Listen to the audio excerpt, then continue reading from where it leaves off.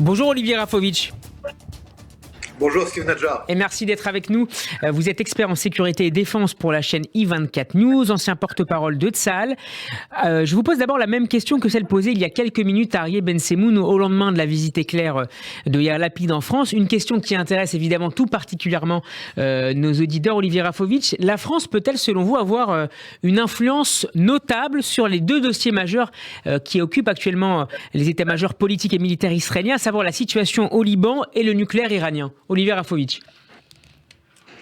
Écoutez, la France est impliquée très très fortement au Liban depuis toujours historiquement. La vérité c'est que dernièrement, depuis la visite de M. Macron après l'explosion au port de Beyrouth, Macron a été déçu par ce qui s'est passé du côté C'était de en août Hezbollah, 2020, rappelons-le. Tout à fait. Le Liban ne répond pas vraiment aux attentes de la France. On a un Liban qui est gangréné par le Hezbollah, donc par l'influence iranienne. Et en fait, la France perd de son influence au Liban, au profit du Hezbollah, qui est lui soutenu par l'Iran. Et par rapport au dossier iranien, la France doit être d'un côté pour les puissances qui ne veulent pas que l'Iran soit une puissance nucléaire, mais la France n'est pas tout à fait à 100% avec Israël sur le dossier de l'accord, parce qu'elle veut quand même qu'il y ait un accord. Et nous, comme vous le savez, l'accord sur le nucléaire iranien, nous n'y croyons pas beaucoup. Alors, est-ce qu'il y a un consensus, justement, en Israël, parmi les politiques, mais aussi parmi les chefs du renseignement militaire et de Tsahal, sur cet accord, sur un éventuel nouvel accord? Est-il préférable à l'absence d'accord? Quel est l'état du débat stratégique en Israël sur cette question centrale, évidemment, du nucléaire iranien? Un programme qui avance et qui se développe depuis plusieurs mois. Plusieurs années. Oui, non, mais je veux dire qu'il s'accélère depuis la sortie iranienne et américaine. Bon, vous avez certainement dû voir et lu dans la presse israélienne des divergences de vues sur cet accord ou pas entre différents services de renseignement, entre autres le Mossad et le service de renseignement de l'armée israélienne. En tout cas, c'est ce qui a été publié dans la presse israélienne, d'ailleurs, ce qui a beaucoup énervé le ministre de la Défense, qui a demandé l'ouverture d'une enquête interne pour savoir d'où proviennent ces fuites qui ne sont pas bonnes pour justement cette vision, cette approche consensuelle d'Israël vis-à-vis de ce problème iranien. Mais de manière générale, il est clair que nous ne croyons pas du tout que l'Iran soit fiable. Nous savons que l'Iran ment à l'AEA, l'Iran ment à l'ONU, l'Iran ment aux grandes puissances, l'Iran cache son programme nucléaire militaire dans des bunkers extrêmement profonds, et tout ça réunit fait que depuis maintenant quelques semaines, il n'y a même plus de caméras pour contrôler le système nucléaire qui avait été mis en place par l'agence sur le nucléaire l'AIEA. des Nations Unies. Donc tout cela réuni, tout à fait. Donc tout cela réuni fait que l'Iran aujourd'hui se rapproche dangereusement de cette bombe atomique qu'elle veut obtenir à tout prix.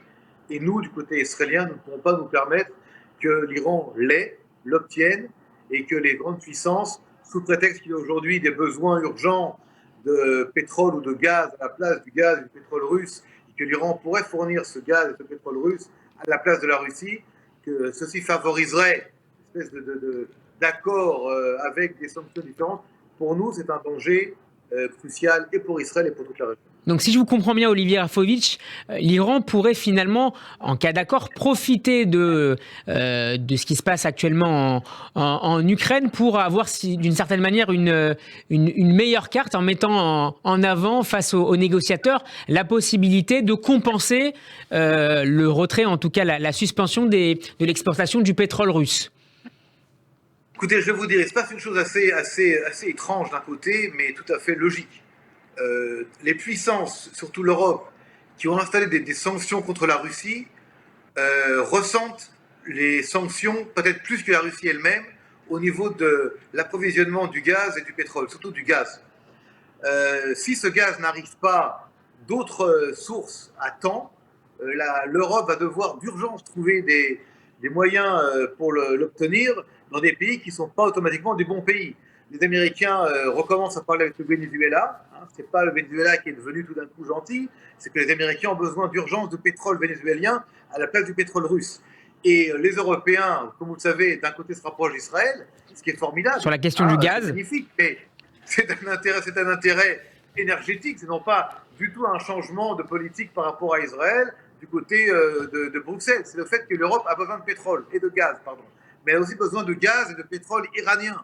Et pour cela, vous savez, lorsqu'on a soif, on est prêt à tout. Parce que s'il n'y a plus d'eau, eh bien, un homme est prêt parfois même à tuer pour boire ou pour manger s'il a faim. Et là, l'Iran, tout d'un coup, devient un pays avec lequel on peut discuter, voire même annuler des sanctions si le gaz et le pétrole arrivent avant l'hiver, parce que l'hiver il fait froid même en Europe. Si le gaz et le pétrole n'arrivent pas de Russie, eh bien les pays voyous peuvent devenir des pays qui vont être les pays de substitution de ce pétrole ou de ce gaz russe.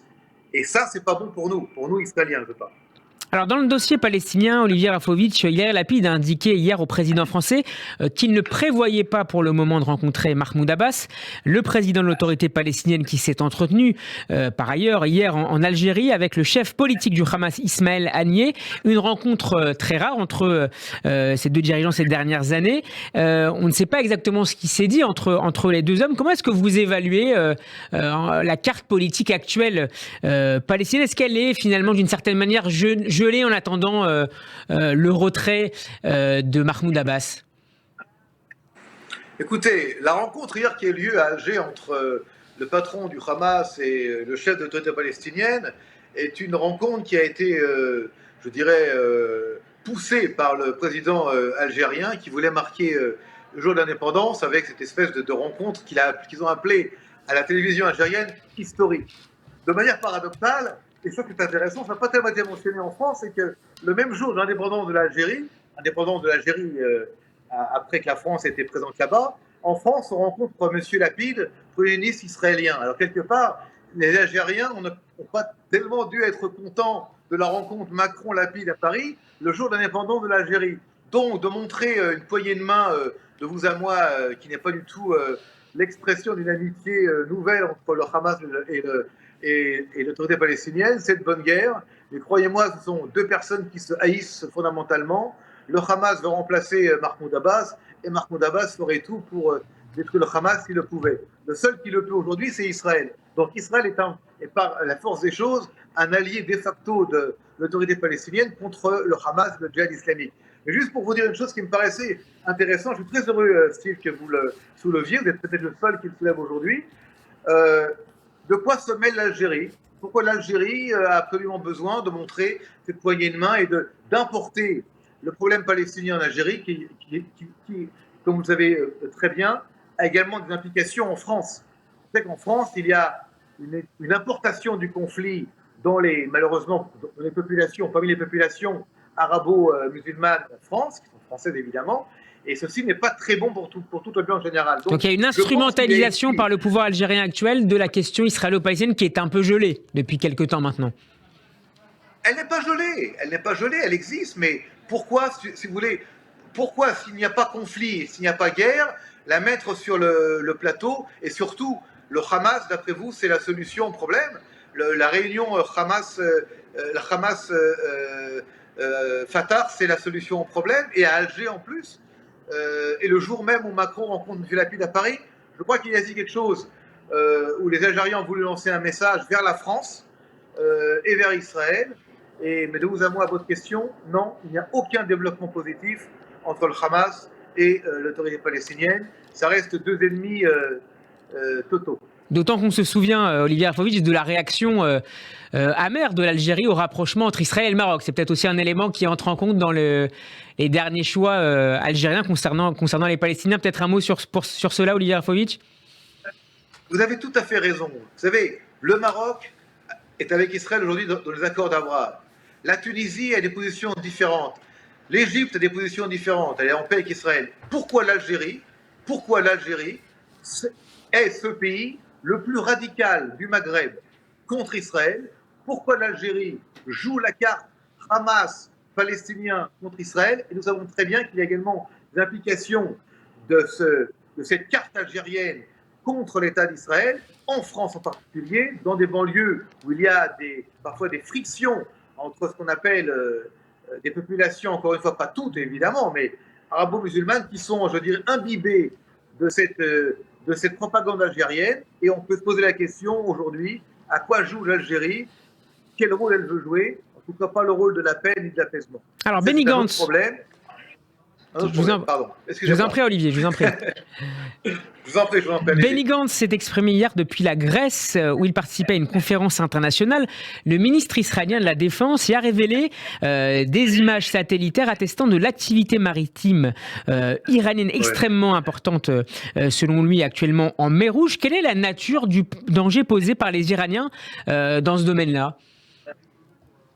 Il a montré effectivement des photographies, des éléments de 4 navires de guerre qui se promènent non pas dans le golfe Persique, mais dans la mer Rouge, hein, pas très loin de chez nous. Les Iraniens savent très bien que le renseignement israélien maritime, aérien, ce que vous voulez, est au courant des mouvements maritimes de l'Iran.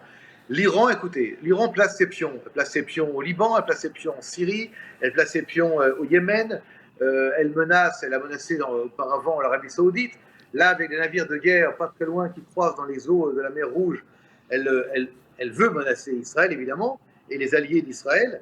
À quoi elle joue ? Bien, elle joue l'Iran à se positionner en tant qu'acteur militaire contre Israël et qui oblige Israël à prendre des positions ouvertement contre je dirais, les velléités militaires de l'Iran. Ça, c'est pas le nucléaire iranien, là c'est les volontés guerrières de l'Iran, les volontés d'expansionnisme iranien. En particulier à travers Olivier Rafovitch, et ce sera ma dernière question, à travers l'action des gardiens de la Révolution, les gardiens de la Révolution, dont il a été question dans un texte publié par l'un des candidats, peut-être le favori pour le poste de chef d'état-major, qui appelle donc Eyal Zamir à l'élimination ciblée de responsables des gardiens de la Révolution. Est-ce qu'il faut lier tous ces différents éléments avec une tension qui s'accroît entre Israël et donc le principal acteur militaire actuellement en Iran, les gardiens de la Révolution et notamment la force d'élite Al-Quds? D'abord, c'est beaucoup de compliments pour une force de terroristes. C'est Force Quds qui n'est pas une force d'élite. C'est ainsi qu'elle est présentée en tout cas. Il n'y avait pas de jugement de valeur, mais... Non, mais moi je vous en donne un par contre. Et on a vu les actions des gardiens de la Révolution dernièrement. On les a vus à Téhéran, on les a vus même en Turquie, cherchant des cibles juives et israéliennes à tout prix pour essayer d'éliminer des Israéliens. Le résultat a été que ils ont évincé eux-mêmes et ils ont limogé le patron du renseignement des gardiens de la Révolution, qui sont dans une piètre situation aujourd'hui. Ils sont extrêmement corrompus. Ils sont des gangsters qui dominent l'Iran aujourd'hui. Ils sont ni gardiens ni révolution. Il faut peut-être le dire à un moment donné. L'Iran est une dictature islamiste intégriste aux mains de mollahs, d'ayatollahs qui, j'espère un jour, seront renversés par le peuple iranien qui mérite autre chose. L'Iran est une grande nation, c'est un grand peuple. On n'a rien contre le peuple iranien, nous, en Israël.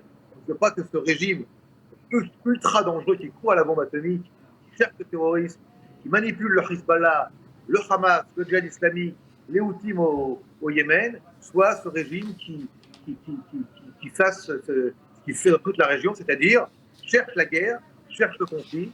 Et nous, en Israël, comme vous le savez, et je vous le dis gentiment et pour conclure, nous ferons tout pour nous défendre, nous protéger et évidemment gagner. Merci beaucoup Olivier Rafovitch d'avoir été avec nous. Je rappelle que vous êtes expert en sécurité et défense pour la chaîne I24 News et vous intervenez régulièrement sur Radio J. Merci encore à vous et à très bientôt. À très bientôt et merci Steve.